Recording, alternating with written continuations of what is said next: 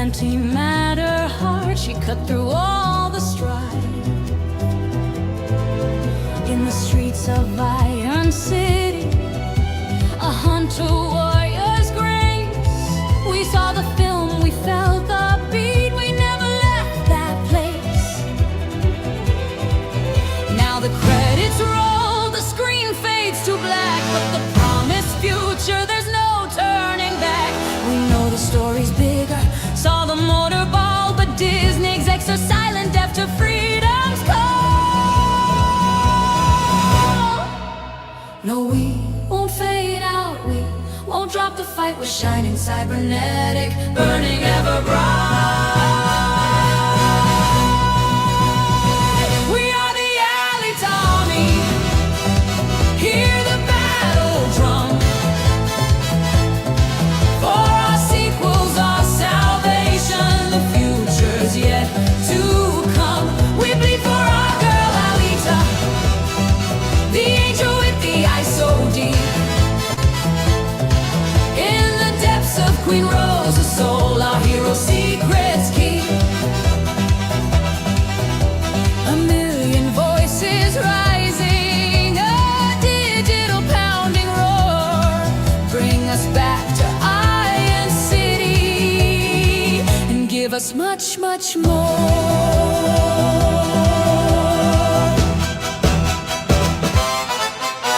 The fandom's fire's burning on the socials and the feed. A common purpose planted, a universal need.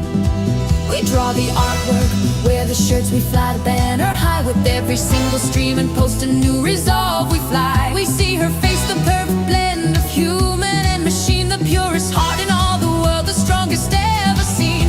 Rosa Salazar, you brought the heart, the pain, the steel to soothe. You gave the world a fighting chance, we'll keep lit the torch of truth. No, we won't fade out, we won't drop the fight. We're shining cybernetic, burning ever bright. We are the Alita army, hear the battle drum. For our sequels, our salvation, the future's yet to come. We bleed for our girl Alita, the angel with the eyes so deep. In the depths of Queen Rosa's soul, our hero secrets keep. A million voices rising, a digital pounding roar.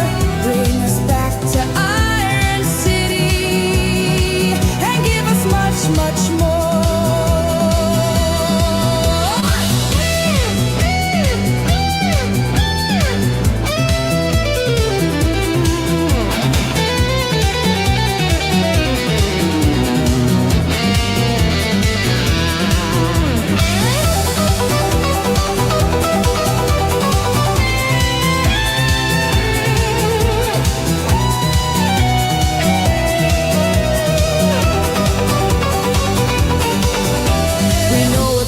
Up in Zalem's shadows deep, Nova's laughing while the fans begin to weep. But we will never stop, we never will surrender ground until the lights go down and Alita is unbound. For John Lando. We are the Alita army, hear the battle drum. For our sequels, our salvation, the future's yet to come. We bleed for our girl Alita, the angel with the eyes so deep. In the depths of Queen Rosa's soul, our hero secrets keep. A million voices rising, a digital pounding roar. Bring us back to Iron City. Yeah, give us much, much more. Alita, Alita, Alita army, Alita, Alita, Alita army, Alita, Alita.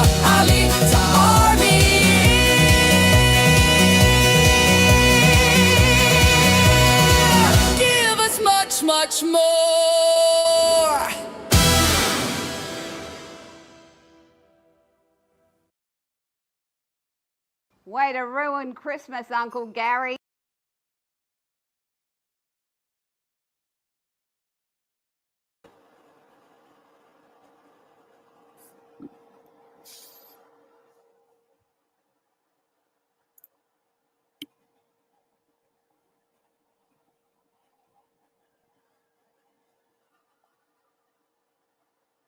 You're muted, Gary.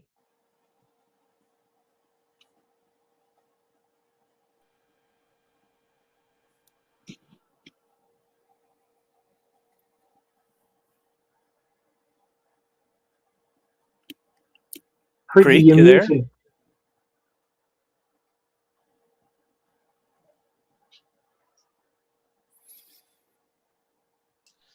Guess what? Creek was absolutely muted. Yep. Yes, we were trying to tell you that. Yeah, I know. Welcome to the Alita Livestream of December the 19th, 2025. How Alita celebrate Christmas, where we discuss all things to do with the movie Alita Battle Angel. This horsemonger gunman, the greatly desired sequels. I'm your host, Creek Indian from Denver, Colorado, and with me are Lee. So I did it all over again. Unmuted. So how's it going, Lee? It's going okay. Cool. And from north of Philadelphia, PA, we have Chaos. How's it going, Chaos?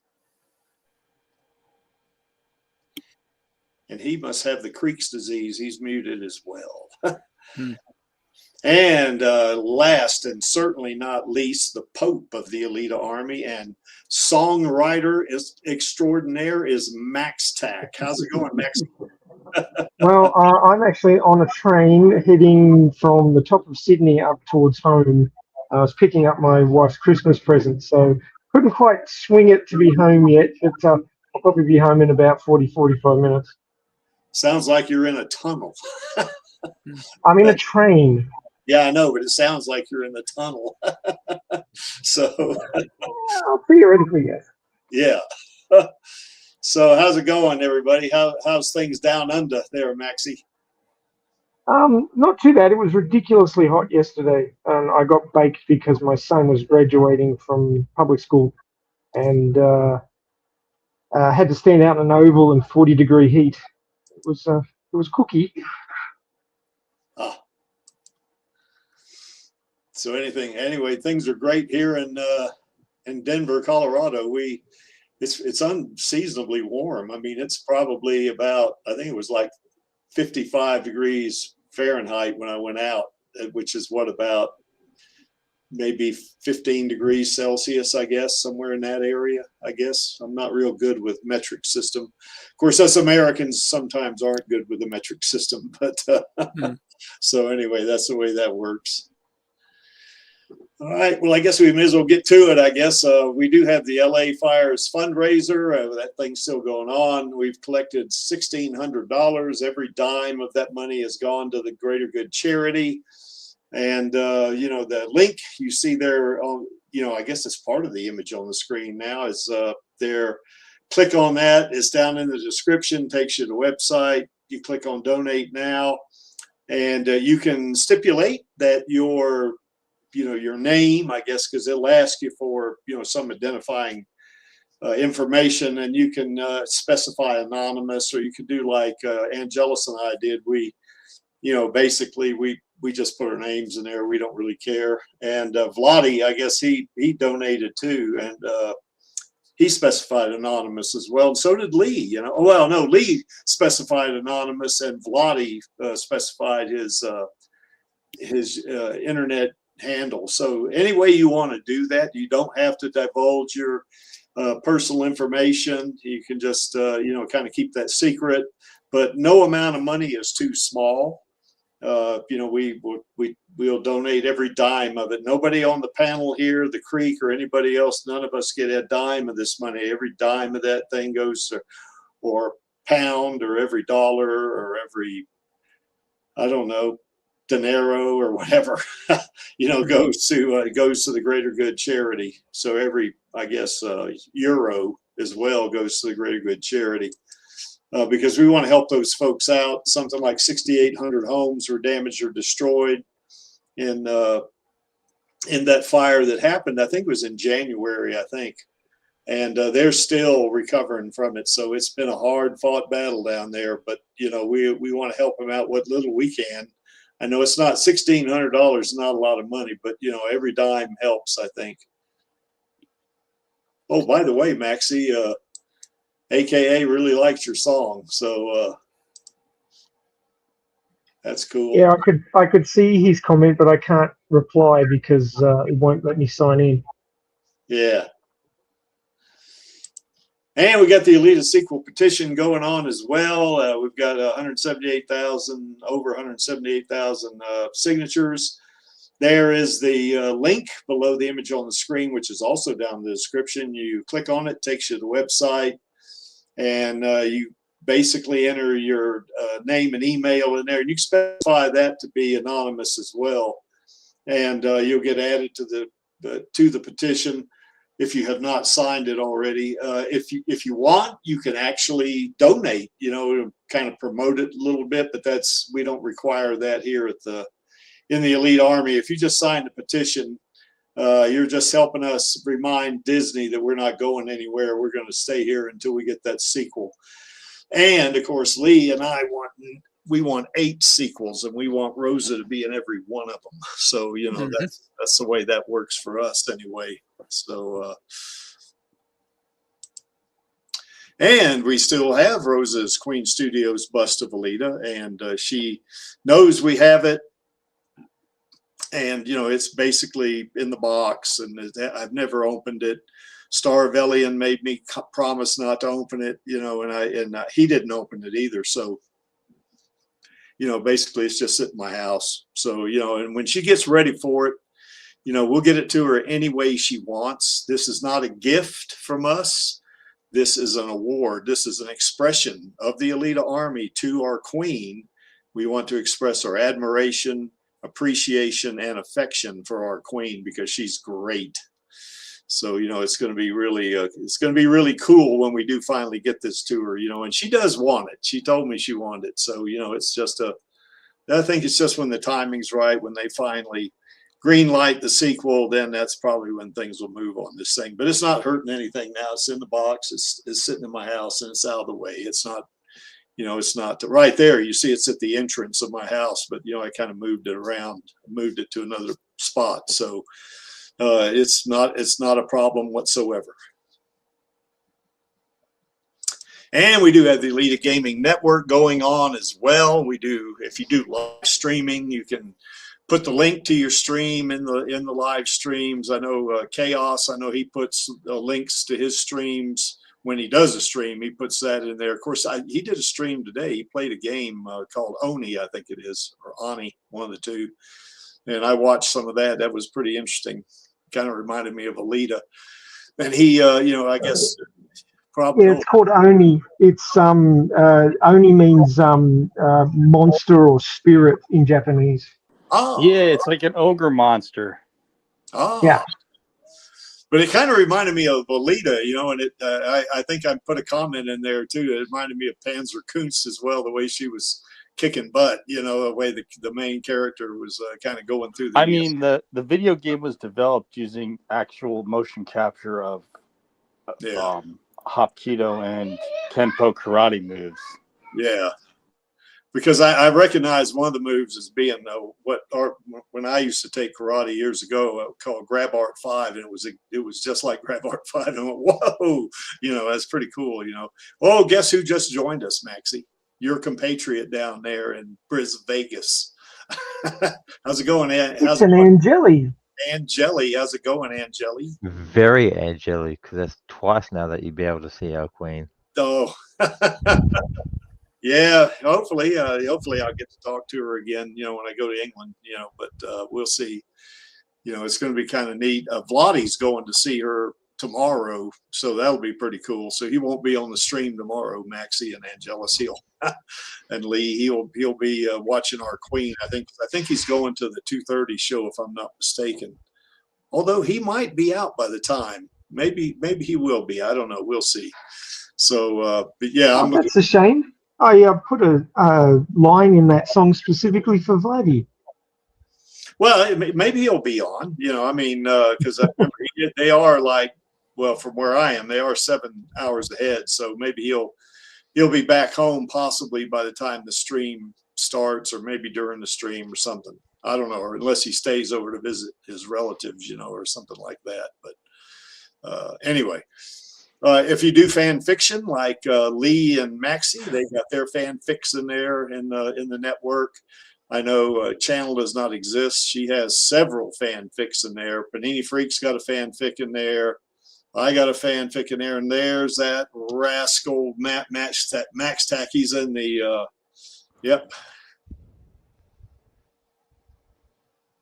God, even the trains run on the left side of the road. Golly, that's Yes, they do.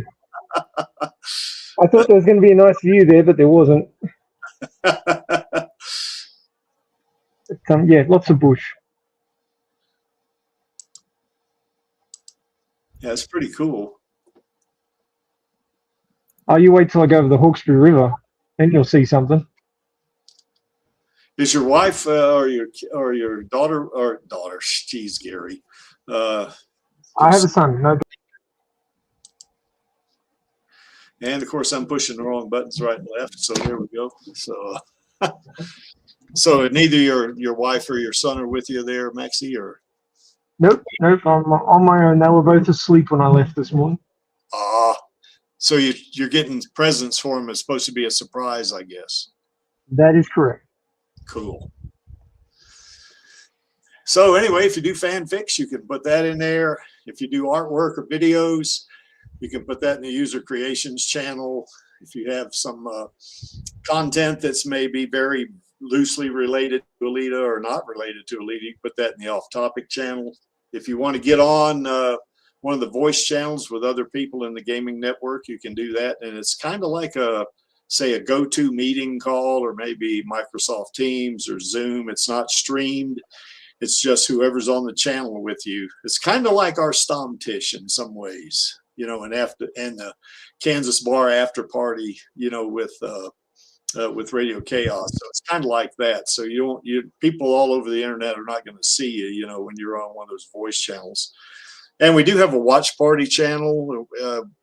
Basically, on September the 9th, we watched Alita Battle Angel, and you know, we've watched Good Crazy. We watched Chariot.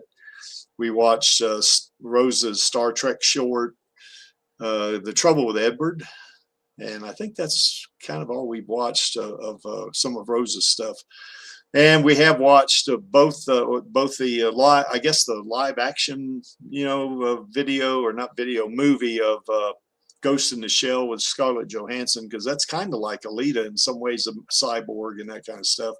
And we even watched one of the anime versions, episodes of that.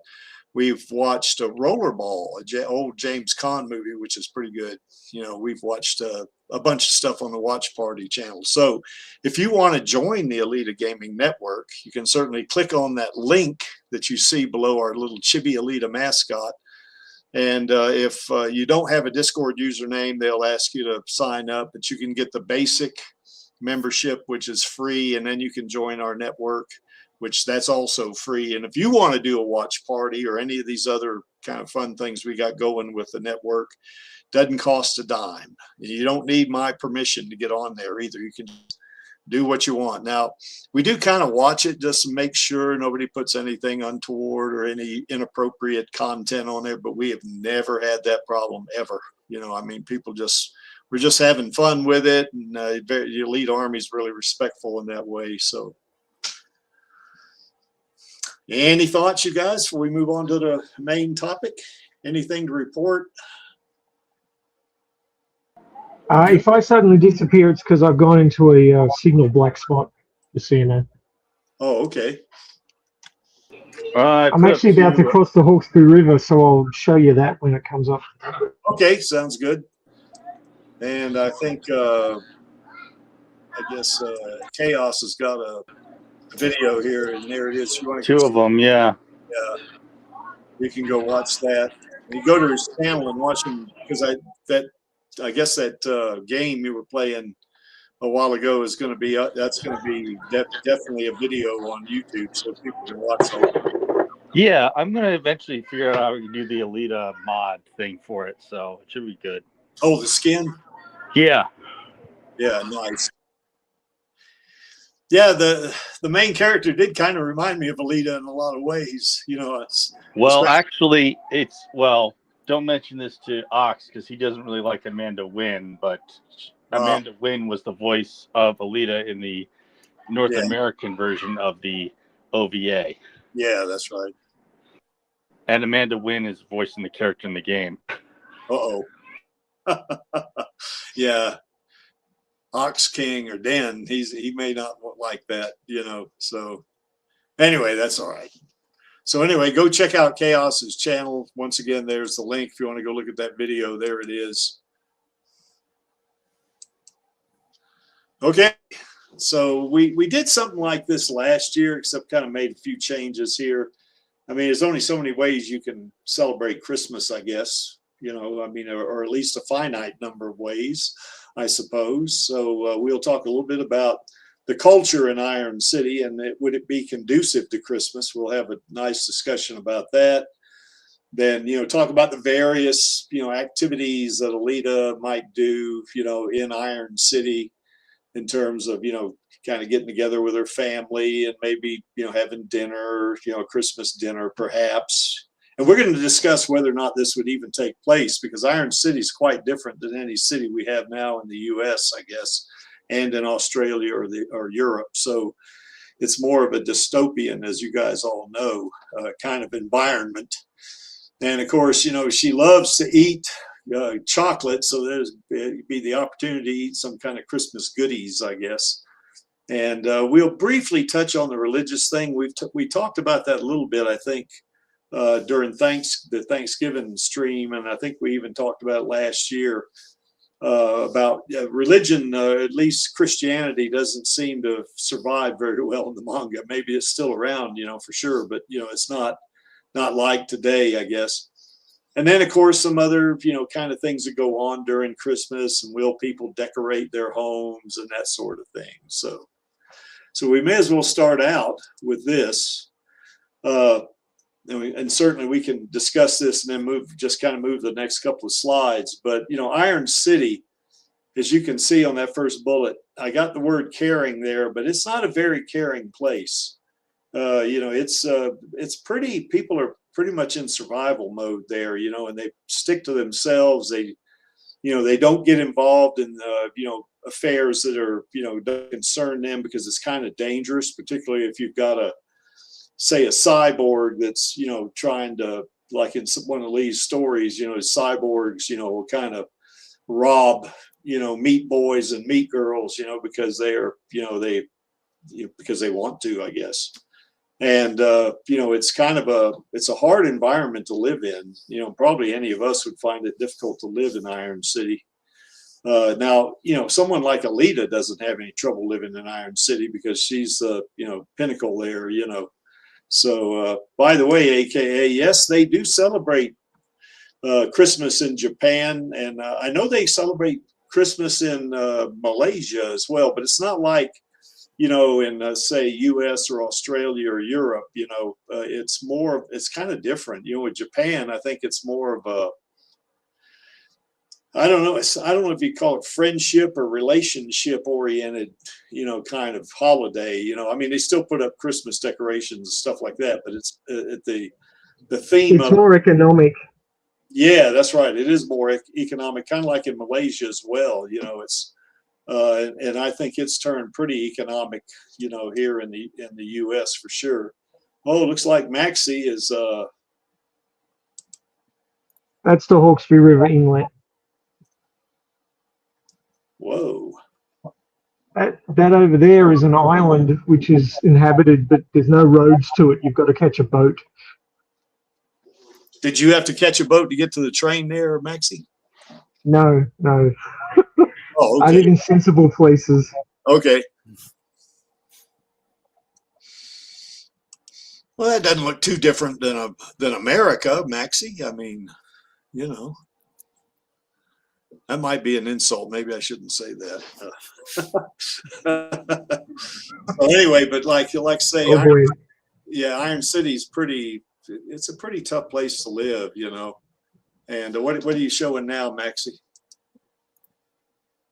Crossing the Horseshoe River Bridge. Okay, yeah. So there's a big long inlet that runs up next to the rail line up here. Aussie, Aussie, Aussie. Looks like you Yeah. got some pylons out there that they were maybe at one point had a different bridge over it, didn't they? Yeah, that was the original bridge. I'm about to hit another tunnel. The train's about to hit a tunnel? Oh, gee, okay. Now you can see the reflection. You see your hand waving too, Maxie. There's Maxie. Yeah, there he is. Oh, face reveal. Yeah, face reveal. Shocking. Yeah, Just it's like very pretty. episode, just like RK episode 1. Yeah, That's right. it's turned into like our Radio Chaos episode 1 right now, is what Angelus was saying.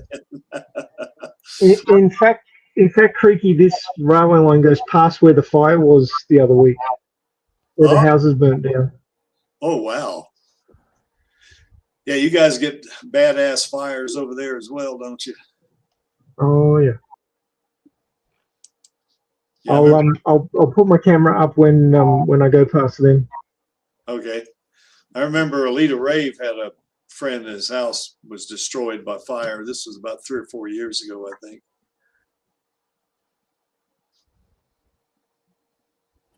The lengths that I have to go to for Christmas presents, eh?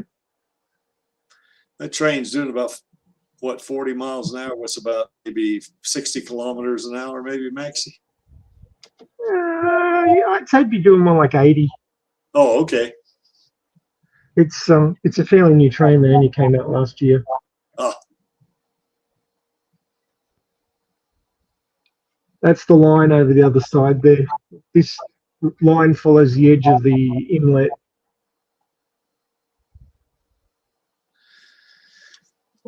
yeah, probably some of them badass spiders are out there.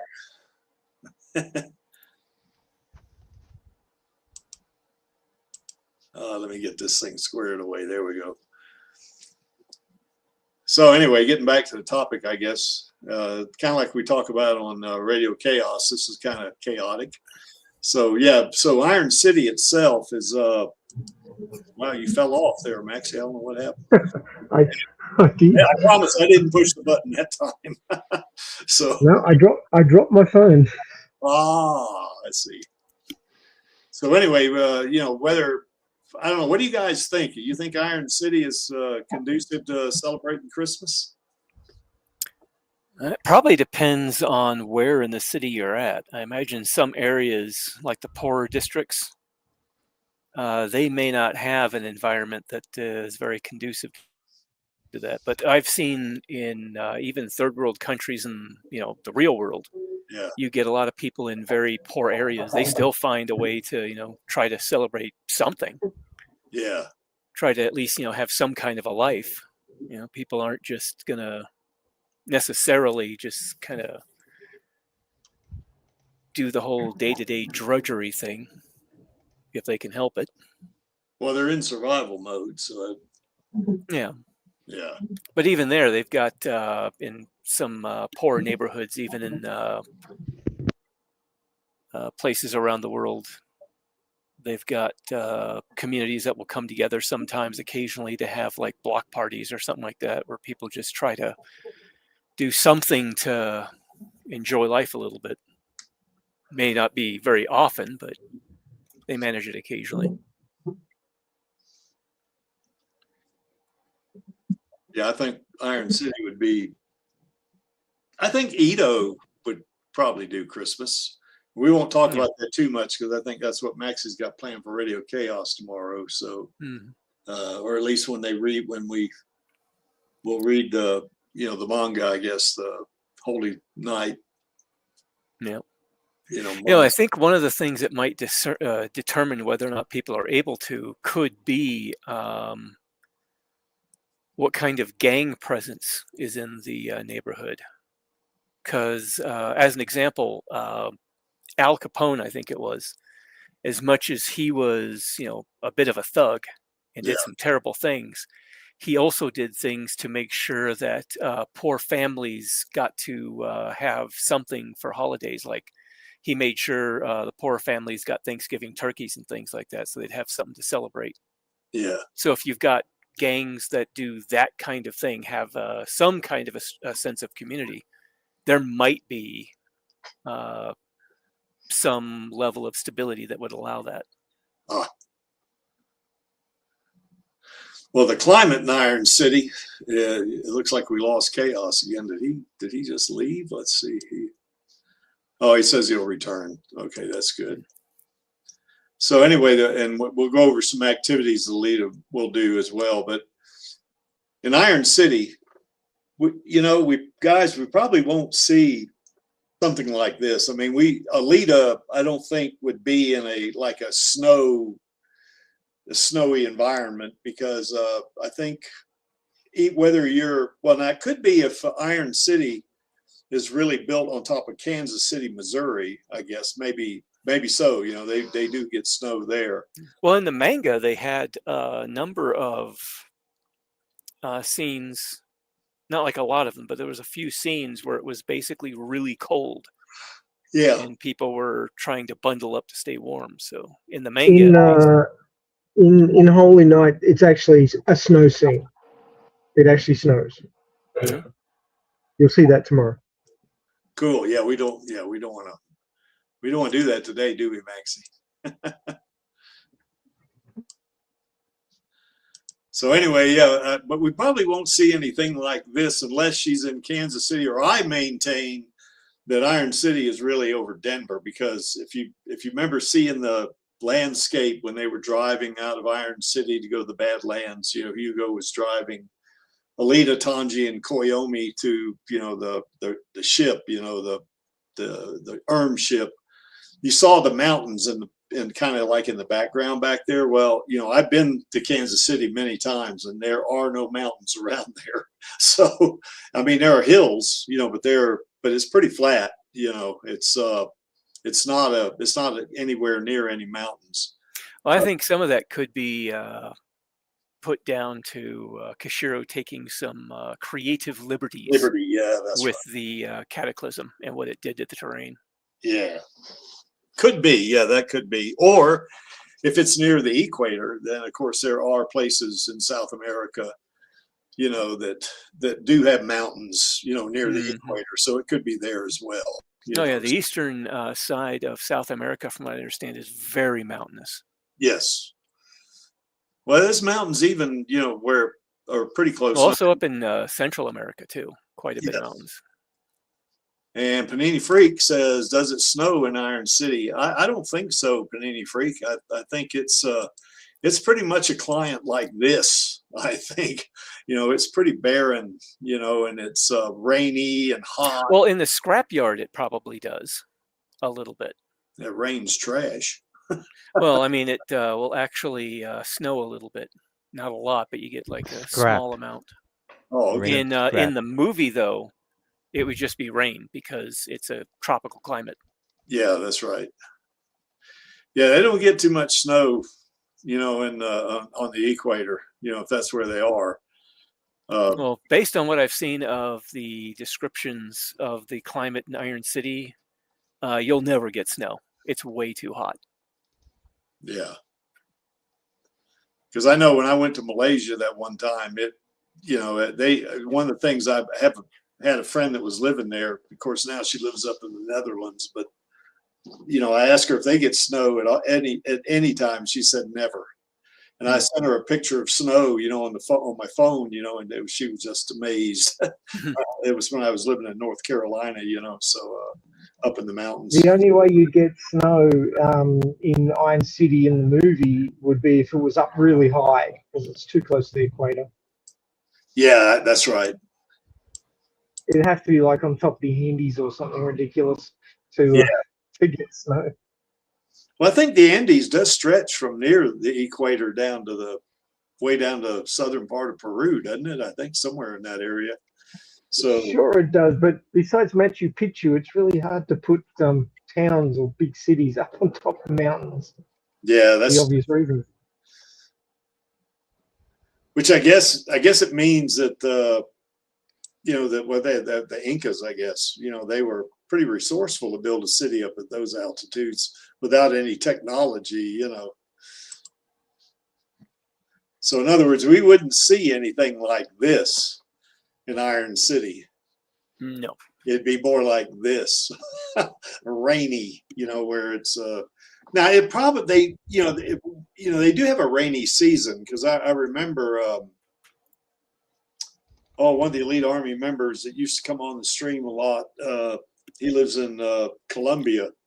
They do have like a rainy season, and that would be like where we were having like winter here and it snows here. They're getting rain, a lot of rain.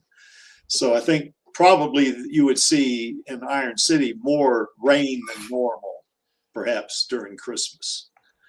But you would not see this, that just, that would never happen.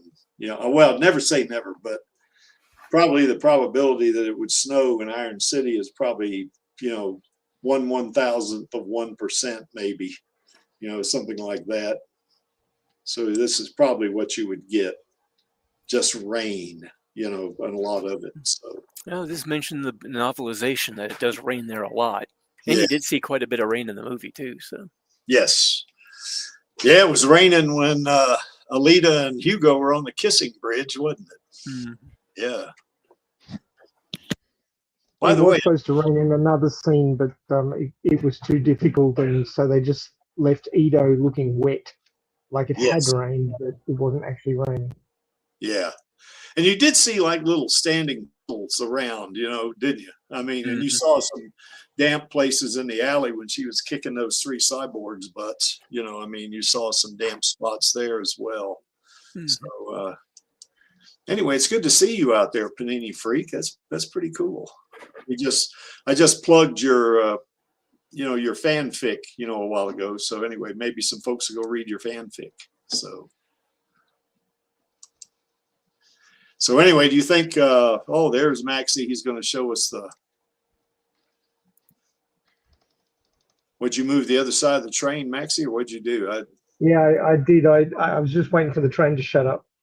There was an announcement. Oh, I see. Yeah. So the fire was up on this hill, and we're going to be coming into the area where it got down into the houses shortly.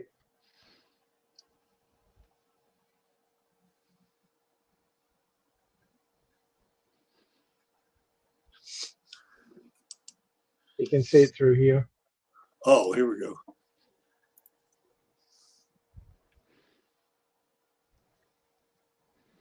You see the burnt houses here? Yeah, it's kind of pixelated. Is it raining there? No, it's probably just the dirty window. Oh, okay. But there's a bunch of houses destroyed there. Oh, man.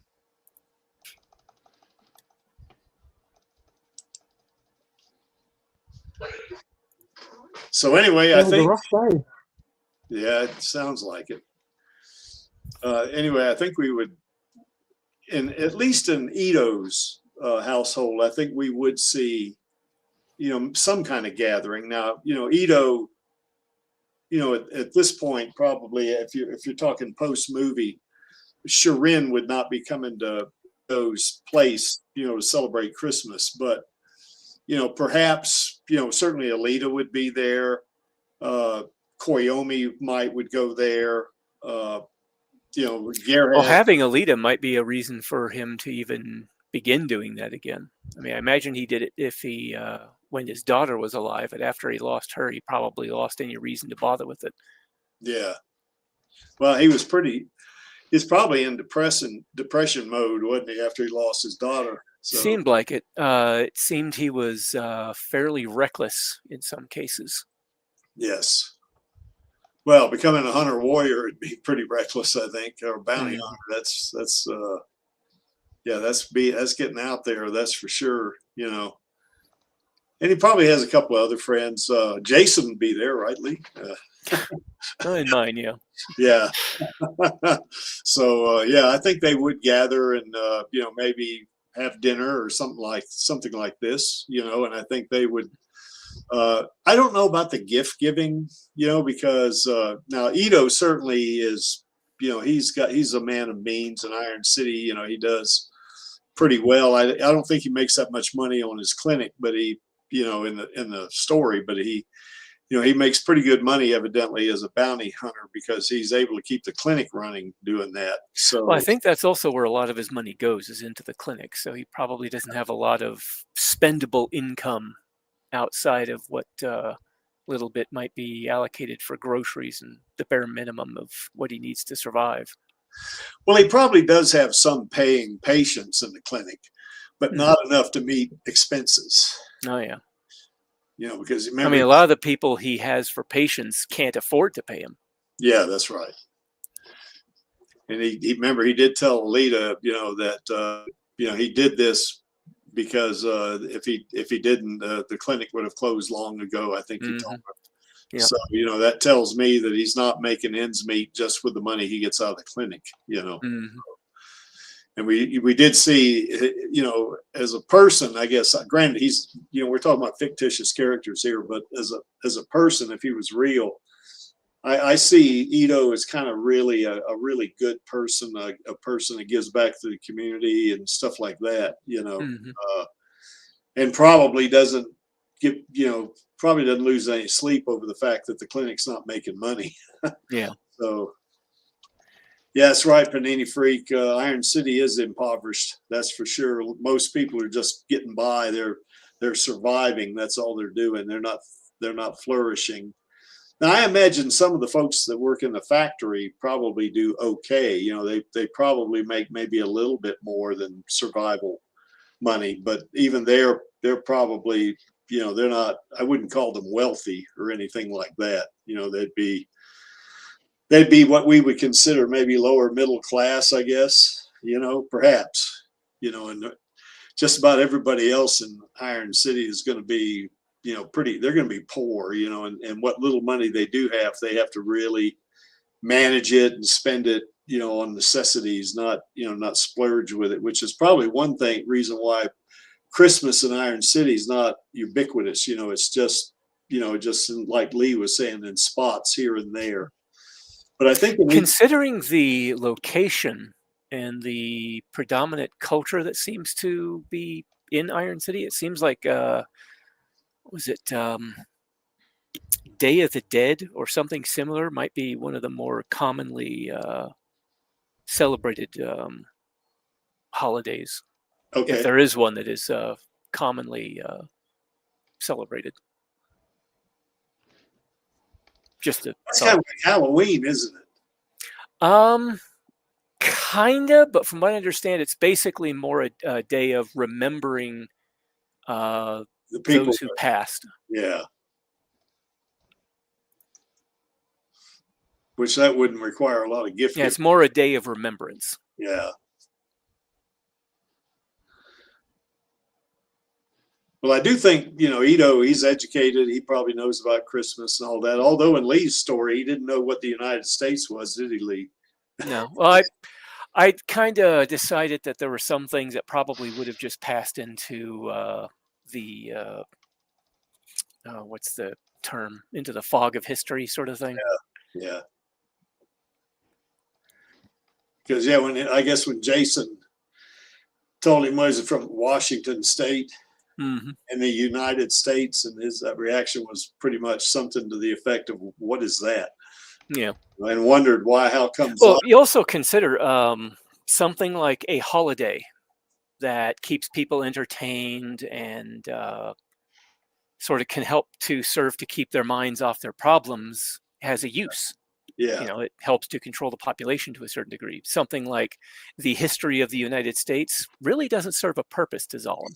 Yeah, that's right. So there really wasn't any reason for them to keep that in their curriculum for schools. Well, I would imagine that there are some of the more intelligent or more intellectual people in Zolom probably did know of you know, planet Earth from 540 years ago, just like I suspect that might have more to do with the level of, or how high into the hierarchy they are. Yeah. Like the more higher they are, the more they're allowed to know, the true history of Earth, sort of thing. Yeah. Because they don't want that getting out. Mm-hmm. Especially like any Western nation like the US or Australia or the EU or UK or any of them where we have freedoms, they don't want that out. They don't want people in Iron City to know that kind of a situation existed. That'd be keep their options limited and don't let them know about any other possible possibilities that might be out there, that might have been out there, that might get people dreaming or thinking of a different way of life. Yeah. Yeah, if you had somebody from today's world that was to time travel to that, and they were an activist, that would be dangerous to Zalem, because that person would be, they'd want to make everybody around them aware of, hey, planting the seeds of ideas. What's that, Angelus? Planting the seeds of ideas. Yes. Mm-hmm. All right, Maxie is going to show us some more. You see that building there? The one I'm out off the train now. You see the building? I can't really zoom in, I don't think. Yeah. But that building with the crane in front of it, that's the building I work in. Oh, okay. Okay. Cool. On the, you can just see my floor. It's the third one down from the top. Oh, okay. So it's the one way back Big there. as a bus. Way back there. Yeah, yeah. Well, we can't see individual floors. No. But we can see, if you're near the top, we can kind of picture that, I think. Yeah. Oh, you guys got palm trees in Australia. Oh, yeah. Oh, we got lots of palm trees. There's palm trees freaking everywhere. Holy crap. It's like welcome to my town. Yeah, well, like Florida, for Christ's sake. So you can see that I'm standing just outside the main bus terminal, and there's 2 blocks to the bush. That's the bush on the hill, and I can see that hill from my house. Damn. You're that close to the bush? Yeah. There's bush at the top of my street. Yeah, I got to get with down fire there. trails and all sorts of things. There's the main street down there. Yeah. Yeah, I got to should really try not to get run over. to visit you and Angeli here one of these days. I got to get down there. You should do that. That would be good. Oh, I would love to do it. I've always wanted to go to Australia. And there's my car, the blue one. Oh, there's 2 blue ones. Yeah. Oh, the one in the center there. He's Okay. heading toward, yeah. The one I'm walking towards. Hmm. So Okay, he says, I'd love gum trees. It kind of reminds me of a saying my mother used to say, chase me up a bloody gum tree. gum trees are great till they burn, and they burn really well because of the eucalyptus oil. Yeah, yeah. As you would expect. Anyway, I'm going to turn the camera off because I've got to get in the car now. Yeah, you betcha. You got a nice car there, Maxie. So anyway, I do think Ito would probably have a little bit of a gathering at his place. Now, it's only at this point it's only him and Alita. And Alita is basically his adopted daughter. He doesn't have any more. Well, in the movie, he's got Gerhat as well. Yeah, but she's not related to him, though. I mean, she's just works for him. But I think he would invite her to come to like a Christmas, maybe a little Christmas party or gathering or something like that, perhaps. I think he'd do that, and she'd go. I think. You know. Now, like I say, I don't know about the gift giving part. Maybe in Ito's house they might do it, but that wouldn't be something that would be common in Iron City because people don't have enough money to be doing that. Any gifts that they would give might be like maybe handmade things. Mm-hmm. Or something somebody's been saving up a long time for that somebody else might really need. Yeah, they might do something like that.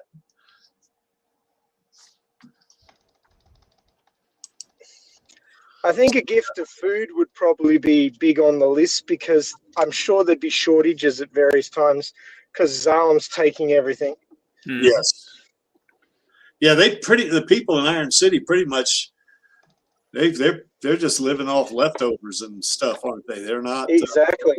they're not really it's not a thriving community like that, I don't think.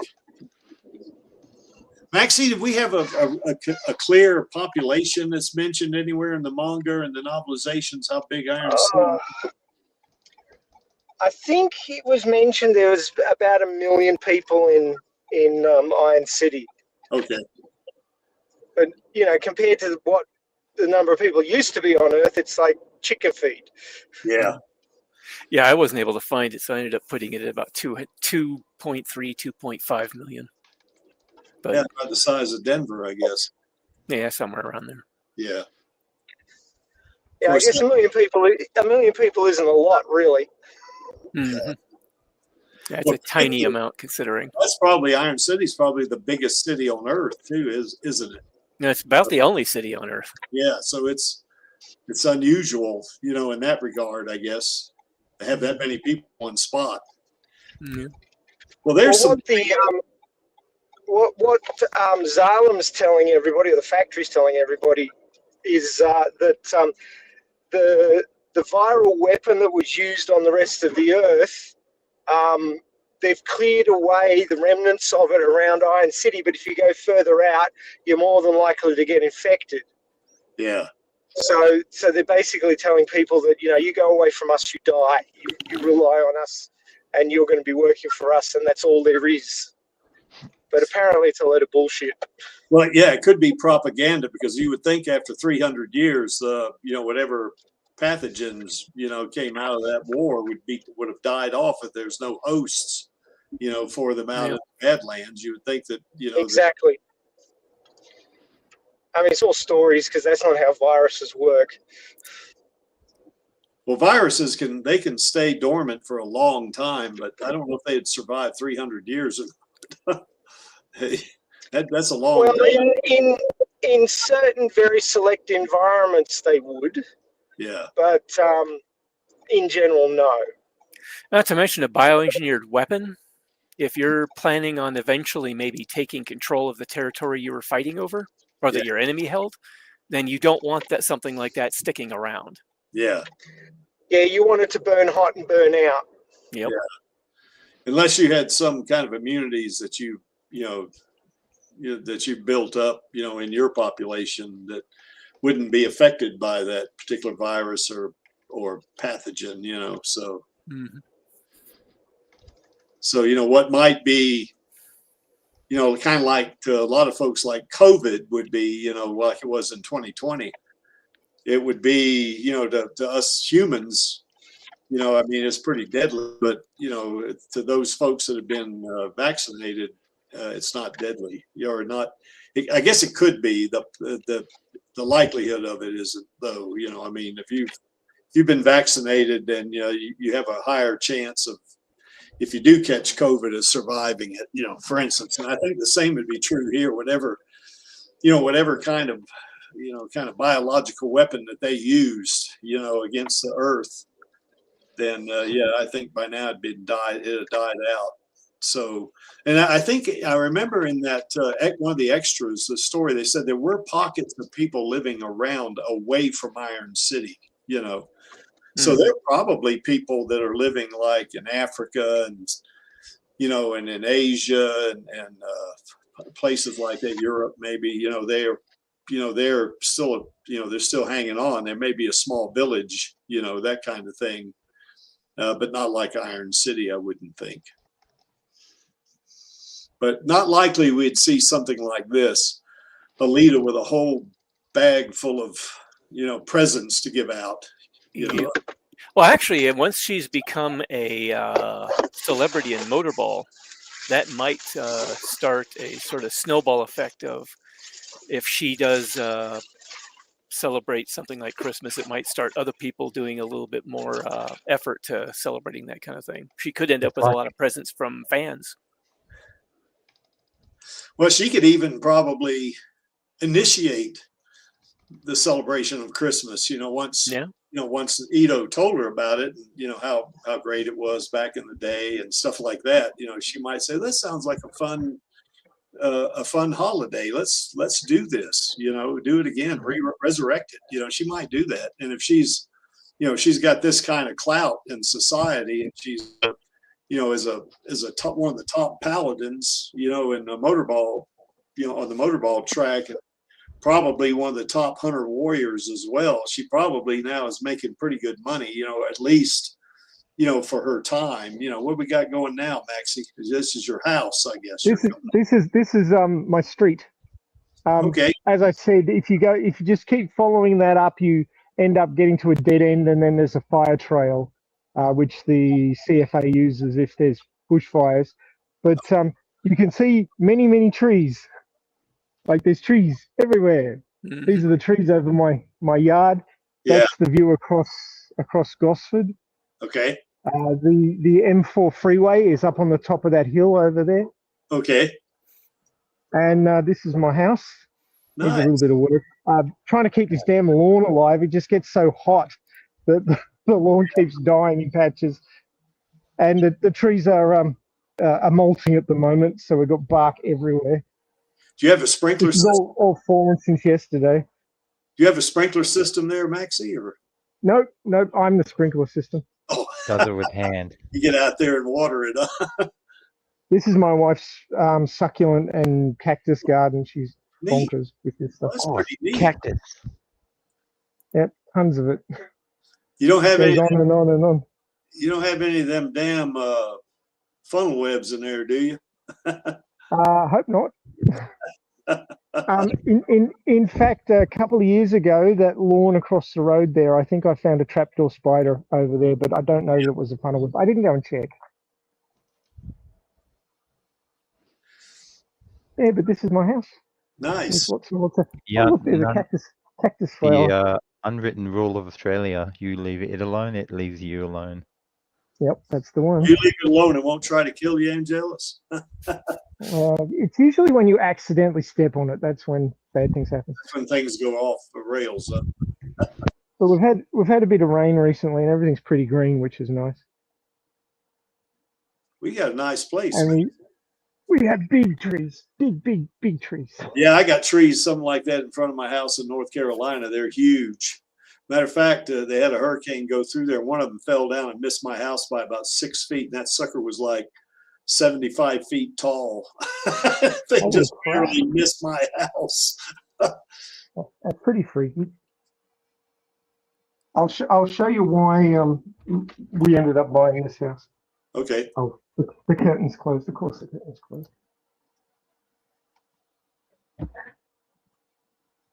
That's my son. Hey, how's it going? He can't hear you. I've got headphones on. This is why we bought the house. Oh, yeah.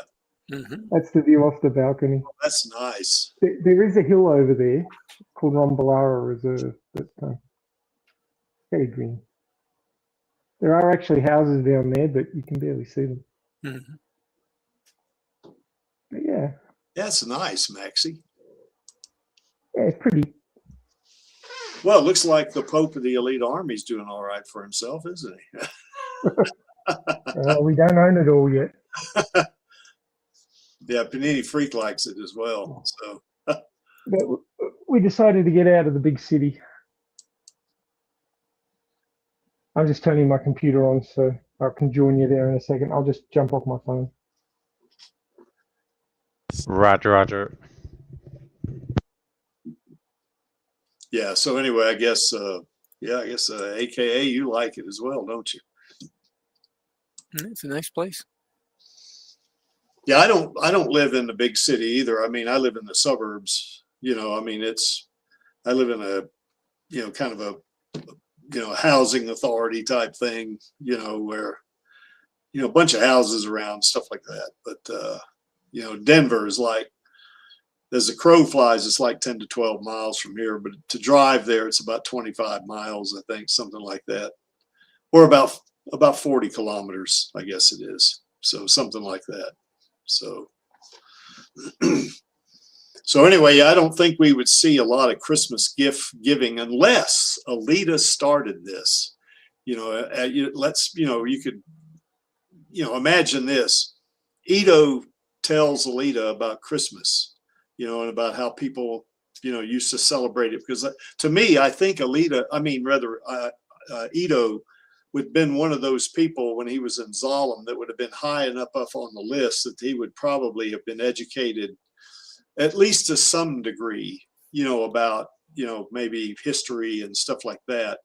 Now, according to in Lee's fanfic, he didn't know what the United States was, so maybe he doesn't know everything, but he would probably know about Christmas. And I think in the story we're going to go over tomorrow on Radio Chaos, it's kind of like that, so, but anyway, imagine Ito telling Alita all about Christmas and then her just really saying, God, that is so neat. We should do that, or something to that effect, and now she's she's one of the top motorball paladins. She's probably the top, hunter warrior or bounty hunter. And she does help Ito around the clinic and stuff like that in terms of bringing money in, and, maybe that would, maybe they'd be a little bit more affluent, I guess, there in Iron City, and they might start doing something like this.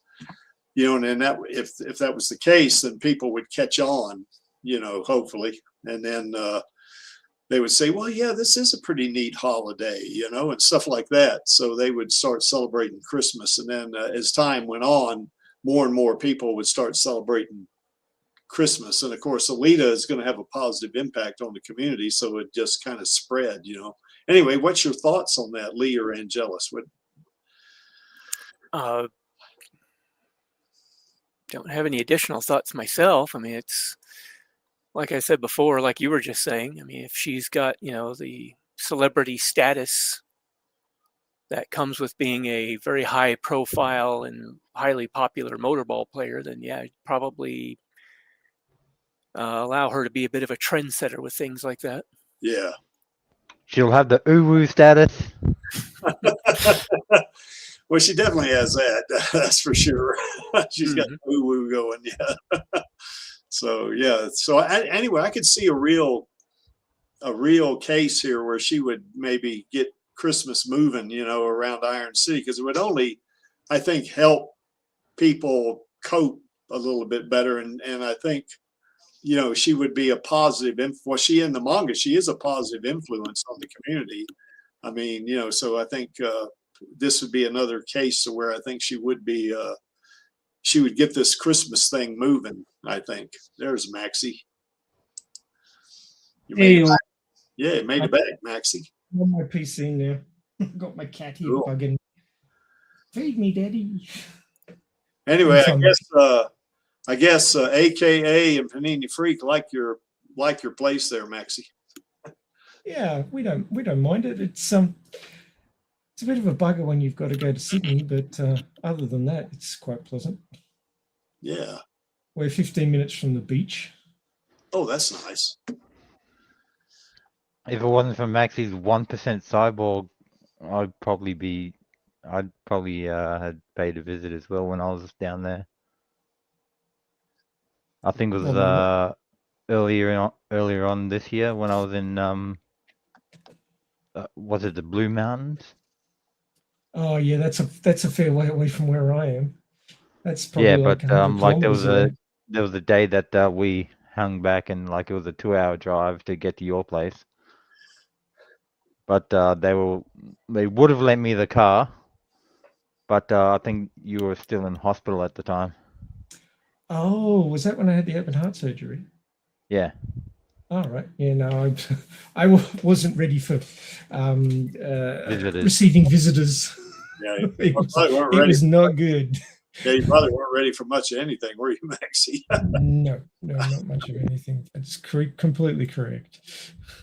So anyway, I think Alita would be kind of a like Lee was saying, would be a trendsetter in getting Christmas as a holiday moving, because I think, and as we're going to talk about on Radio Chaos tomorrow, Ito knows about Christmas. So, I mean, that's, it's highly likely that he would tell Alita about it, and they would, she'd probably love it and, want to start doing Christmas things and, during that time of year and that kind of stuff. So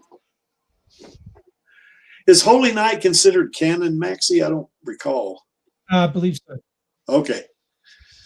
So, they are side stories, but they are considered part of the canon. oh, okay. So Christmas is part of the Alita verse then. So that's a cool. It is, but it's more in Zalem Yeah. / Tafaris because they have the knowledge of the past, whereas the idea of Iron City is to keep everybody in subsistence level. Yeah. So they don't have time for wasting on things like holidays and gifts and stuff like that. You got to survive. It's all you're allowed to do. Well, So, maybe Alita will make a change on that. well, I mean, you get that feeling from Lee's work and also the official works, but the area around Doc Ido's clinic, things are actually better than a lot of other parts of the city because of his influence. He he helps people out. He gives free repairs to people who are trying to help the city, the Hunter Warriors. Not all of them are, upstanding citizens, obviously, but he does give free repairs to people who are working in that industry. It's because he's part of that industry. And basically, it's suggested in the writings that the area around Ito's clinic is better than a lot of the other areas because all the people know that if you mess with any work that Ido has done, bad things will happen to you. Yeah. Because there's a lot of people who stand up for Ido and look after him. So there's sort of a feeling of camaraderie and neighborhood around Ito's clinic, which you don't get in a lot of other parts of the city. Yeah.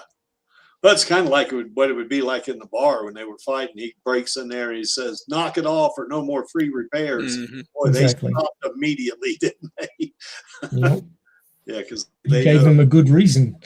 Yeah, that's right. So, But I mean, Ito would be one of the oldest surviving Hunter Warriors, and he would be considered because he's been a Hunter Warrior for a number of years. yeah, And I don't know that it would be a long-lived career because you are actually fighting people, oftentimes people who are crazed cyborgs, like in Lee's work and what happened to Jason. So, I can't see that people would be, years and years and years in that field. Unless you were somebody like the dog master who doesn't actually do the fighting himself. He gets his dogs to do it. So yeah. Well, it's the old live by the sword, die by the sword, I guess. yeah. Yep. Well, would they have Christmas dinner? Maybe in Ito's house they would. Oh, certainly. Yeah. The other house was down in Iron City. Now up in Zalem, I think, as to Maxie's point, I think they most definitely would have Christmas.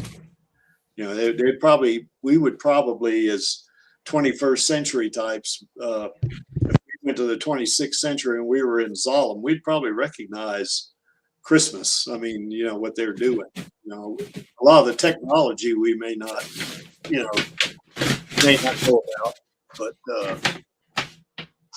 what's going on there, Maxie? Sorry, I was just getting my wife's present out of my backpack. Oh, okay. Wasn't getting any more squashed. I thought I muted myself, but I hadn't. Okay. Oh, looks like Windy City Smokers is out there. Oh, one thing I've been neglectful of is putting the link out in the chat. If anybody wants to come on here with us, there's the link right there. It's right in the chat. So you just click on that and join us. And if you only want to say I love Alita and jump off, you can do that as well. If you want to come on and stay with us, you can do that too. We'll bring you right in. So, but I think, in Zalem, we would, Zalem, Christmas in Zalem would be recognizable to us today, I think. Yeah, go ahead. Ich liebe Alita. Yeah, Ich liebe Alita. That's right. So, yeah, for sure. I don't think we got any German speakers out there today, though. So, he says he's working. So, okay. So anyway, yeah, I think in Zalem definitely they'd be doing a lot of Christmas stuff more than likely, or at least it'd be more likely to do Christmas type, activities in Zalem than they would be in Iron City. It'd be less likely down there. But I think people like Ito would probably do Christmas, at least some limited form of it. Maybe not. They might not go all in like we would go today, on Christmas, but probably just if nothing else, just to get together and have a meal together and talk about what happened over the past year and and then be done with it. Boy, Maxie, you sure are hitting that damn keyboard pretty hard. No, I'm not. That's the weird thing. My microphone just picks it up really well. Oh, okay. I've got brown keycaps, which are supposed to be really quiet, and I've got a keyboard condom on as well. So I don't know why it's so noisy. Well, that's okay. We don't really care. Sorry, I'll mute my mic while I'm typing. No, you don't want to mute your mic while you're talking. You want to mute your mic. Oh, but he said he'd do it while he's typing. Oh, typing. Oh, okay. Yes. So yeah, I think probably Ito would invite Gerhard and Koyomi and maybe one or two other close friends. Oh, who knows? Even when I get up there, maybe he'll invite me to Christmas dinner. I don't know. He wouldn't invite Hugo because he's dead. No, I'll run and hide now. Really? I only covered 132 kilometers this morning. That's just a trip to the corner store in Australia. Yeah, that's a hike here. I mean, that's like driving like 90 miles, isn't it, or something like that? That's quite a hike. That'd be like me driving down to Lee's house to go to King Supers or something, wouldn't it, Lee? Or out there, yeah. Yeah, something like that. So King Supers is a grocery store, by the way, you guys. So yeah. Not Costco, huh? Well, my sister-in-law has a membership at Costco. I'm not even sure if we have a Costco in the Springs.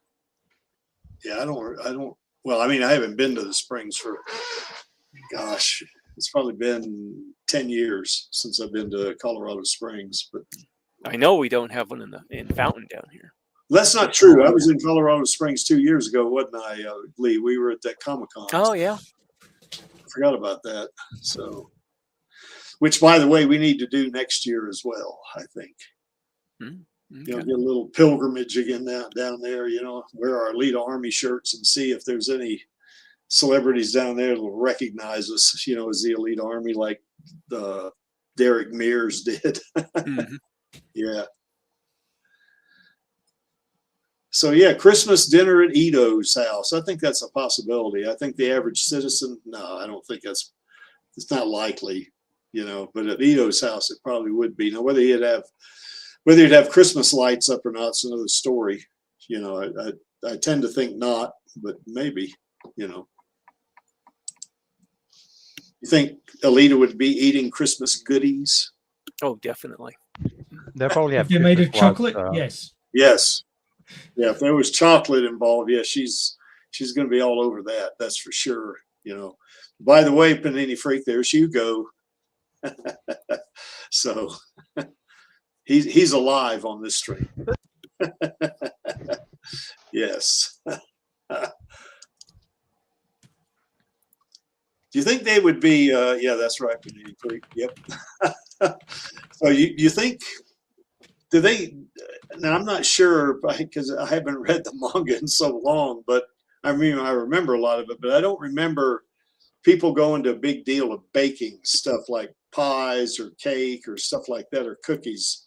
Obviously, they make chocolate bars for sure, but do we know anything about that, Maxie or Lee or Angel? Well, the guy who made the chocolate bars, he was a vendor who sold that kind of stuff. So more than likely people whose job it is to make that kind of thing, they would probably be doing quite a bit of it. Yeah. I think in the movie, like, people are doing all the basic stuff and selling it because a lot of people don't have like a kitchen or these sorts of things. Or the time, just maybe. maybe, but you know, even if they have a job at the factory and they earn a bit of money, they've got to buy rather than, you know, going to the grocery store and buying groceries. There isn't really groceries. There's whatever you can source, probably in Hessian sacks and things like that. And then you know, those people who actually have the skills, which wouldn't be everybody because there's no internet, there's no easy method of learning new things. It would be the people who've had stuff handed down to them from their parents, or if you could convince somebody to tutor you in things, then, you know, I suspect that sort of information is probably rather well guarded because it's your livelihood. So you mean the recipes, you mean? Yeah, exactly. So, you know, rather than, you know, anybody being able to find a recipe to bake scones and go and make them, there's only certain people who know how to do it, and there's only certain people who have the equipment to do it. So you'd be buying these things made by somebody else rather than making them yourself because you just wouldn't have the wherewithal.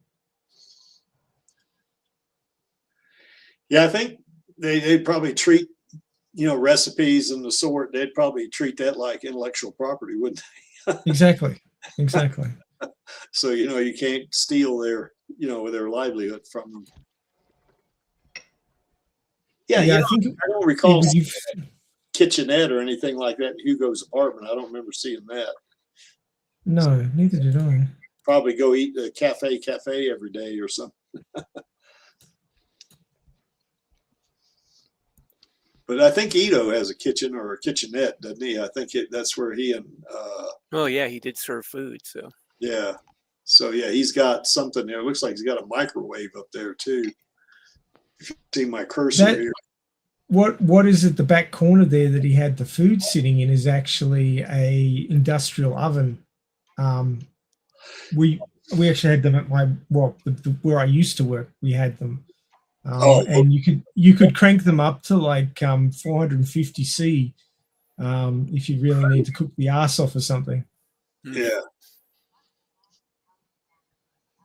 But he, like say, you know, Ito is one of the more wealthy individuals in Iron City, I think.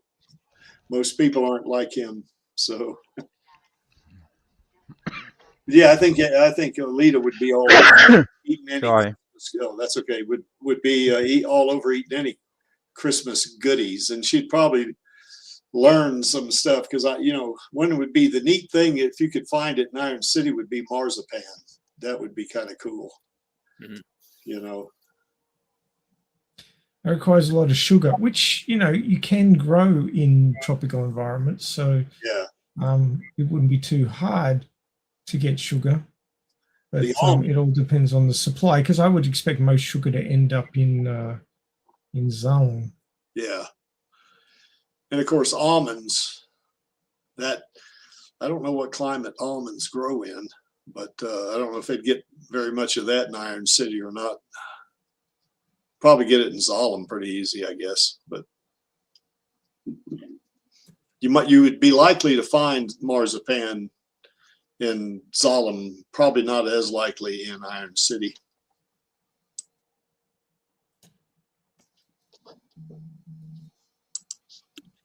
Well, quite a bit of the substandard stuff does end up in Iron City. Things that get, for quality reasons, get rejected by the factory as not good enough to be sent up to Zolom. You reckon they got quality control inspectors that look at supply and then say, this stays here? And oh, definitely. Yeah. I mean, they have only the highest quality products produced by the factory that get sent up there. Granted, they probably have quite a lot of it that ends up, you know, decent quality enough to get sent up there, but you still get some rejects now and again that probably end up getting tossed off the line. Well, if it's a sweet, then Alita's going to be all over it. Mm-hmm. She's going to definitely want to have some. So, you know, I bet Alita would love marzipan. You know, I bet she would. Mm-hmm. Oh, wait a minute. There's a good question. Is there a weight limit to living in Zolom? I don't think so. I don't know. Do you know anything about this, guys? More than likely, they have a certain lifestyle and diet that is conducive to people staying within a certain sort of average weight or what have you. I'm wondering if they have a diet that is conducive to longevity or something like that. I wouldn't doubt it. I mean, they've got a very high standard of living up on Tifaris and in Zalem in both the manga and the movie. Well, based on what I've seen of the manga, I would imagine it's the same for the movie as well.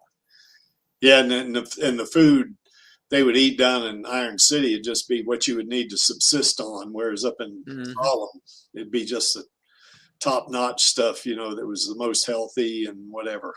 Yep. Now, I think we talked about this a little bit last year, and I think we talked about this during Thanksgiving. Personally, I think probably Christianity's still around, but it's probably a very much a minority, you know, religion. But the fact that, you know, there's a church there, you know, tells me that, you know, that maybe there is some, you know, folks that are Christians that are still living there, you know, but they would be few and far between, I think. You know, that'd be my. Well, even if there isn't necessarily Christianity, there's no doubt other religions as well. I mean, there was a lot of different people from all over the world that came together there, and there might have been a lot more of them at first, but the population might have shrank a little bit. So you probably got a lot of traditions and things that got handed down through the generations. Yeah. Oh, wait a minute. Bad Man's got probably fitness standards up there that the MIBs and you know, that they're enforcing, I guess. That'd be up in Zalem, you know, not so much down in Iron City. Yeah. Yeah. Yeah, I think probably. Now, there was that one religion, wasn't there, that they were the cult of Tifaris? Yes. Yep. They viewed Tifaris almost like Christians view heaven, I think. Yeah, which makes a certain sense, because there's a lot of mystique around it. Nobody's allowed up there. Nobody's ever seen it. Nobody has any idea what it's like up there. And the few people like Ito that have been up there or are from there don't really talk about it. So you've probably got a lot of people who have built it up into sort of a mythical sort of construct, sort of a actual, real, visible heaven, if you will. Well, you know, Ito was exiled from Zalem. He and Shirin and their daughter. That's what I was saying. You know, people like Ito who are from there, they don't seem to talk about it or basically try to inform anybody about it. They keep it to themselves, from what I've seen. I wonder, though, if they've had a lot of exiles from Zalem. You know that. Well, if the manga is any indication, not really. They've had very few.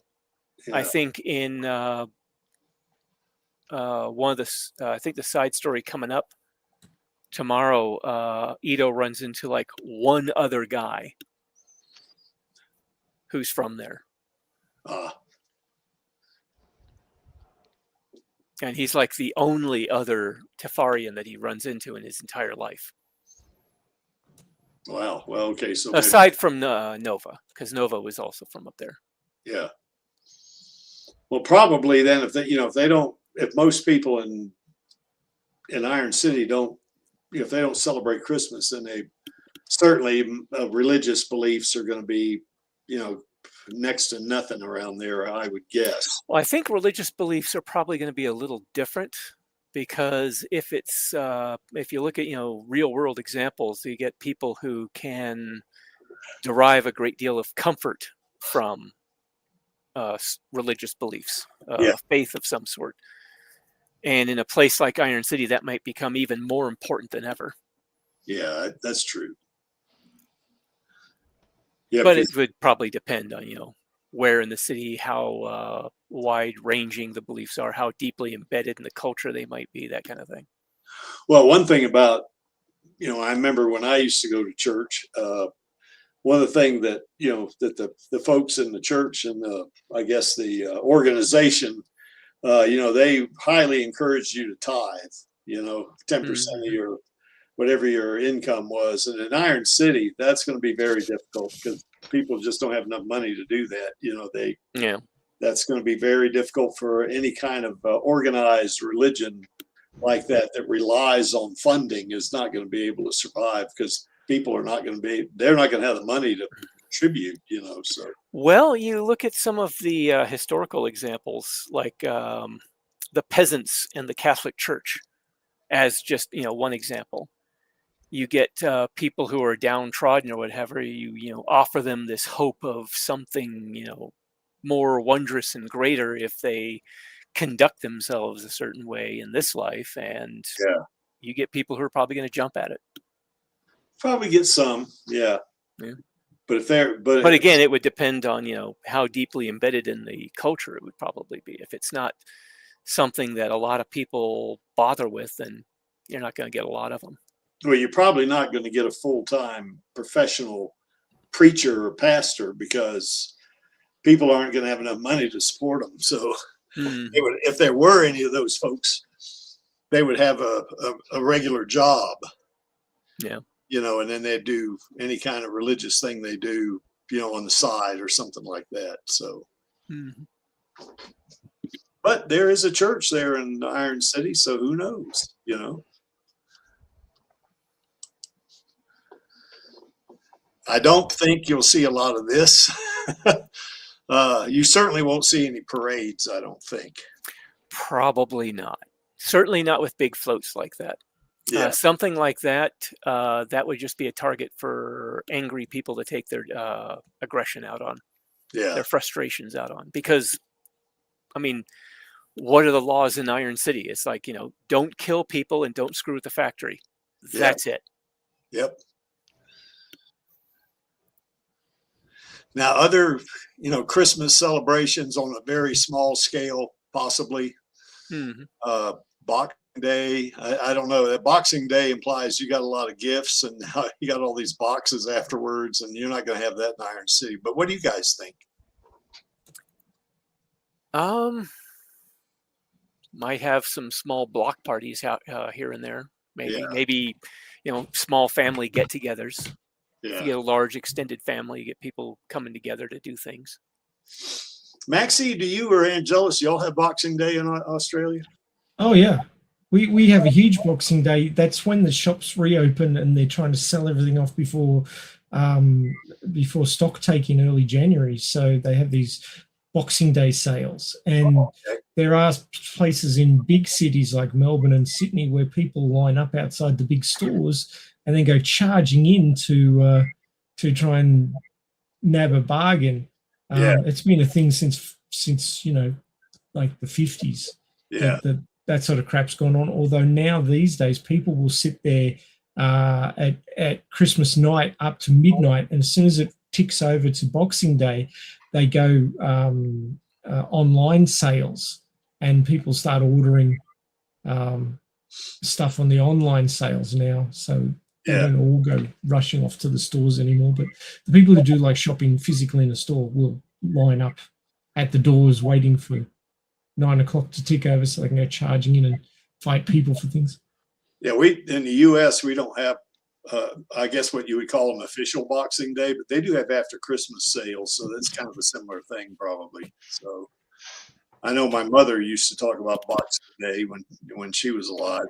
So she's a Brit. So anyway, Badman's got a good point about the floats. There's there's also the flying thing too. Air defense system to shoot down those tunes. Because you can't have anything flying in Iron City.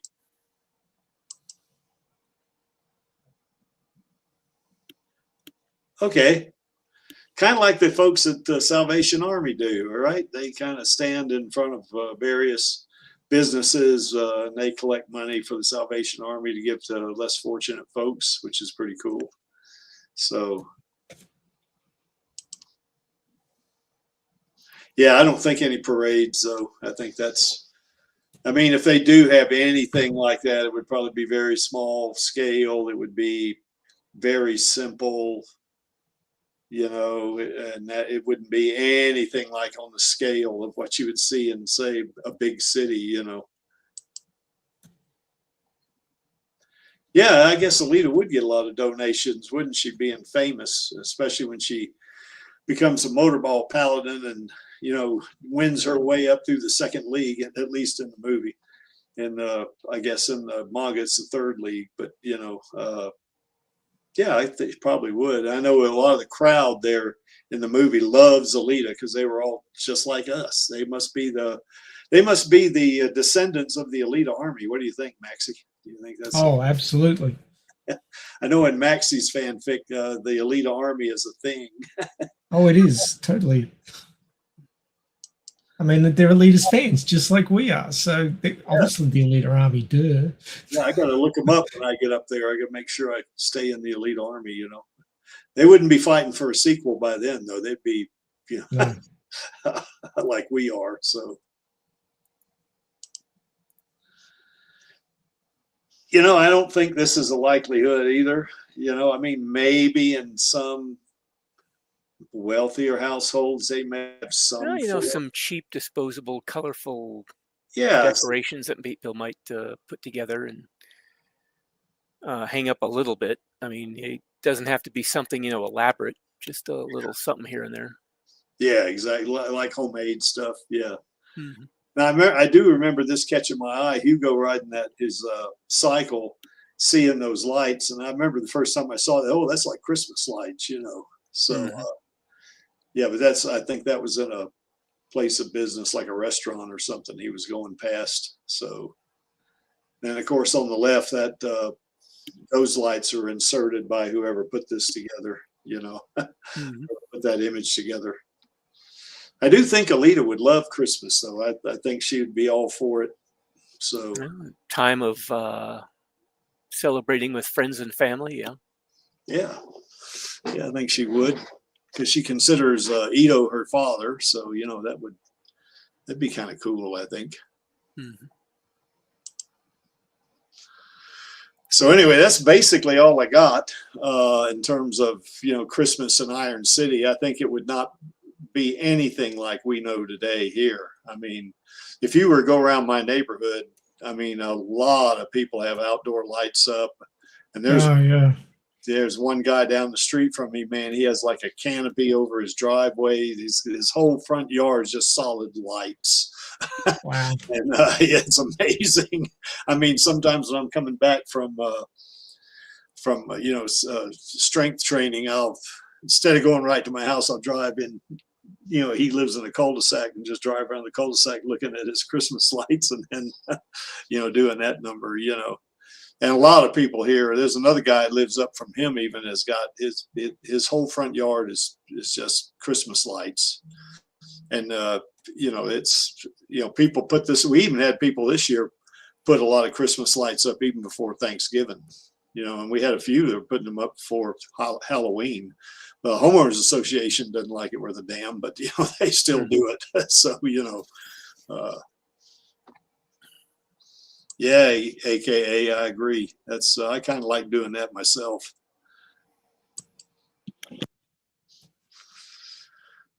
All right, guys, did we miss anything? Nothing I can think of. A little bit of a shorter stream tonight. I think the main reason is because, you know, Christmas is not going to be that big a deal in Iron City. It's going to be just a few people that maybe celebrate it, you know. Yeah. And it's, you know, kind of like that one person that Ito knows. That'd only be 2 people in Iron City that know about Christmas, probably. Mm-hmm. Maybe the odd one here and there, but that's probably that's all you would get. So, and of course, these Alitas all got their Christmas hats on, so that's pretty cool. And you can see from that center panel right there, you know, Alita does love her Uncle Creek because Creek loves Christmas, and he also wants to get a sequel, just like she does. And here's our queen right here, who is right now in a play. She's I don't know what part she's playing in High Noon. It's a Western. She's I think one of 2 females that are in that thing. I don't know who the other one is. I kind of looked at I went to the website, you know, the Harold Pinter Theater, and you know, just, you know, kind of browsed through that, and it was mostly males, you know, I guess. you know, I only 2 females I saw were her and this other lady, but I'm not sure, you know.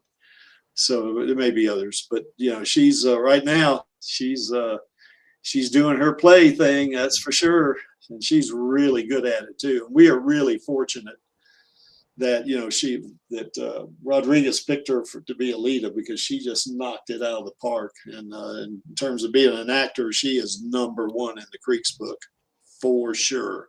I also want to give a shout out to El Lamont and Jesse Fisher, because they brought Screwhead to life. And the Creeks' desire is I want to see all 3 of them in Alita 2, and I want to see Screwhead and Alita team up against Joshigan. So. You know, one of the things we might do, Maxie and Angelus and Lee, we might start a campaign sending maybe posts or tweets to Jim Cameron and Robert Rodriguez, say, hey, bring back Screwhead. You know, see if they'll do it. You know, who knows? Yeah. Because I think, try. Yeah, I think Elle did a good job on Screwhead. Actually, I'm planning to write Screwhead back in the next bit I've got to write in my fanfic. So. Oh, cool. And that's on your request. So. Oh, cool. I appreciate that.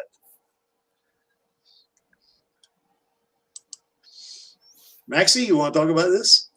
Oh, yeah. Okay, so for those who were here early and caught the new song for the Alita Army that I put together, that particular version that was played today was the Latino version. There's 2 other versions. There's the Evanescence version, as I'm calling it now, because it sounds very Evanescence. Yep. If you know Evanescence from the 90s.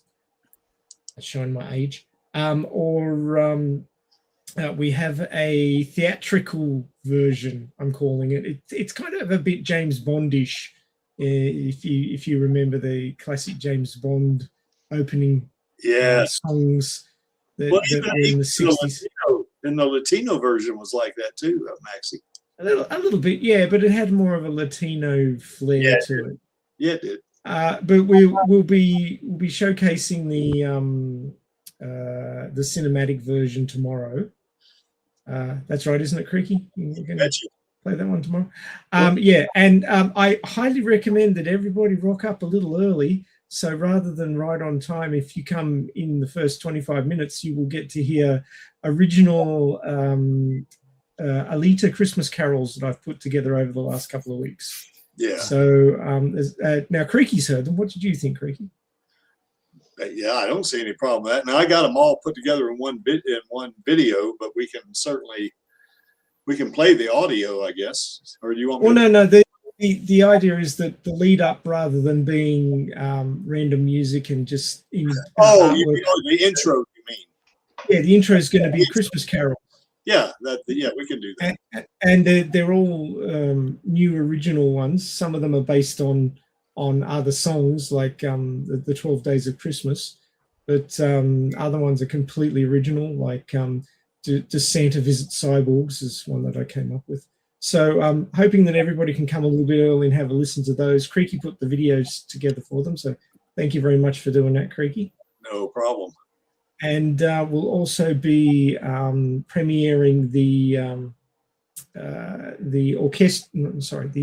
cinematic version of the Alita Army song that we played today. So it'll be the same lyrics but a different sound to it. Yeah.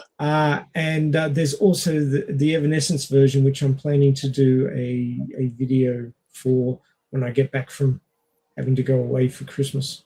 So you can look forward to that one at some point as well. And then we'll be chatting about Christmas, and we'll be going through Holy Night, which is the Christmas-themed side story from the original manga. So obviously we're sort of cleaning up loose ends, and I thought obviously Holy Night at Christmas makes sense. So we're going to do that one, and Avon's going to come on, and hopefully Lee and Angeli can be there, and we can all have a talk about it, because that particular story is very sort of some of it's heartwarming and some of it's heart-wrenching. So expect an emotional roller coaster if you have not read it already. So we'll be having a quick chat about that one now. Tomorrow I am going to have to leave early because I have to hit the road There's a particular place that my family wants to go to that's only open until 2 p.m. and we have to get there. So I'm probably going to have to leave maximum hour and a half, 2 hours after we kick off.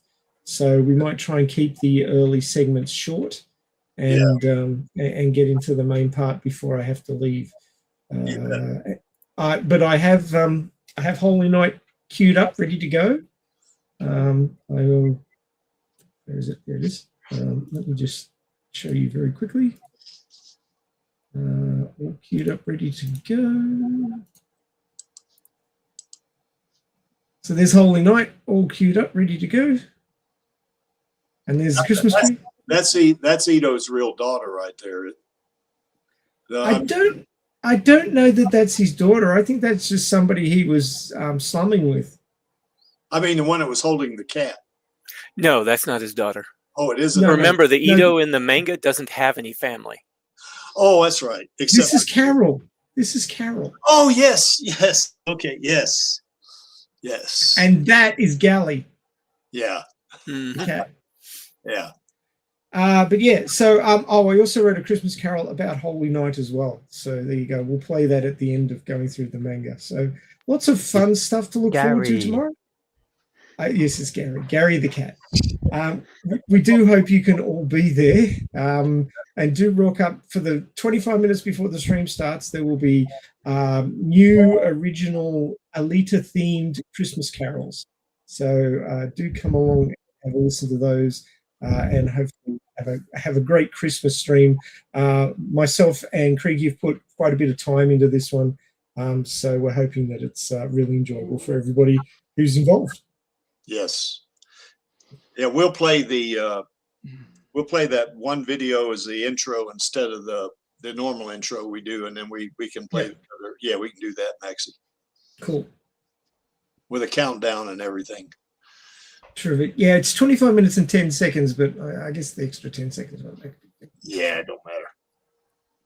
But if we start that 25 minutes ahead of the stream start time, then it should all work out nicely. Yeah, I think I've got a countdown counter that goes that long, I think. If not, it doesn't matter. It'll just kick in when it gets to 20 minutes maybe or something. Yeah. Still be fine. Yeah, that's all right.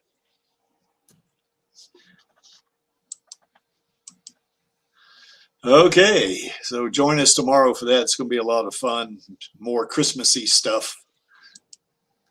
And we got the Stammtisch. If anybody wants to come and chat with us, I'm going to put the link in the chat here, and you guys can come on to that. And there it is right there. And we do not stream this. You know, people on the internet or on YouTube, they don't see this, the Stammtisch. It's just us. You know, there's nobody but us chickens, as they would say down south, you know. So if you're a little nervous, you know, about that, well, you can just kind of put those nerves aside because, you know, it's just going to be a few of us. You can chat with us as long as you want, provided it's not 8 hours, obviously. But, you know, click on that. I'll bring you in. And what'll happen is you'll click on it. And you'll go in backstage, and I won't bring you in until after the stream's over. So nobody on YouTube is going to see this. You know, just be us. So you'll get to talk to us, and it's a kind of a neat way for you to maybe gradually ease into streaming if you want to do that. You know, you say, well, that wasn't so bad talking to those guys. You know. Maybe I'll come on the Alita live stream one time and, you know, chat with them. And then after that, you know, say, well, maybe I'll get on the Radio Chaos stream, you know, and do that kind of thing. So you can get into streaming that way. And maybe, or who knows, even maybe Chaos will let you want to get on one of his streams as well. So, you know, you'll get more comfortable with it, I think. And this is a good starting point right here, I think. Plus, I think on Radio Chaos, we also have an after party there. It's called the Kansas Bar. So, you know, it's going to be a lot of fun. Why is this image here? Well, that image is there because I like it. And I'm the stream manager, the producer, the janitor, the director, the flunky, the gaffer, the grip. I'm everything. So on this stream, I'm not the co-host. That's Angelus. So anyway, But Angelus doesn't. Angelus doesn't do a janitorial duty, so that's and Angelus is security too. He does that as well. So anyway, but to paraphrase Gruwishka, I'm only here for a girl, and our queen and the Alita army. Now, having said that, that only leaves us with one last thing to do. Now, before we do that, I'm going to play, this a quick little video of Rosa singing "We Wish You a Merry Christmas," and it's really cute. I think you guys will like it. Hold on. We wish you a Merry Christmas. We wish you a Merry Christmas. We wish you a Merry Christmas and a Happy New Year.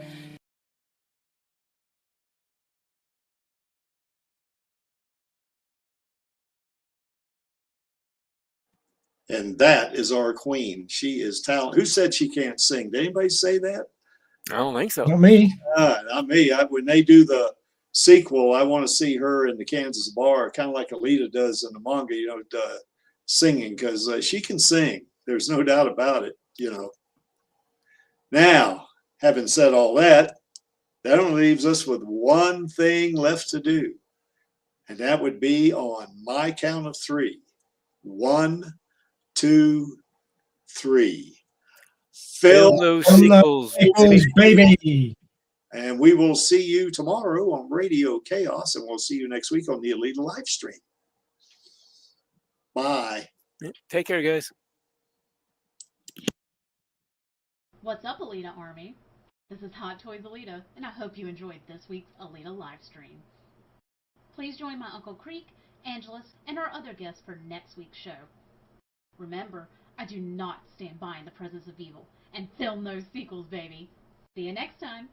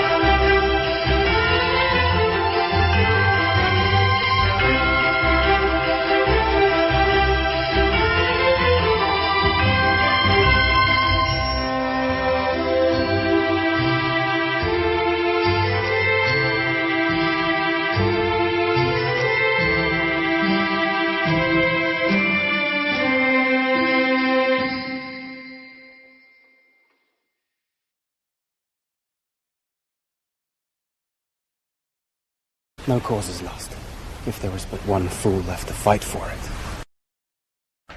Yeah, Gary, that'd be nice. Way to ruin Christmas, Uncle Gary.